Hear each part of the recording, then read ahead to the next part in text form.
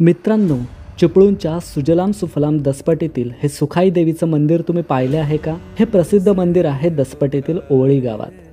वो पहुंचे गंगा किनारे.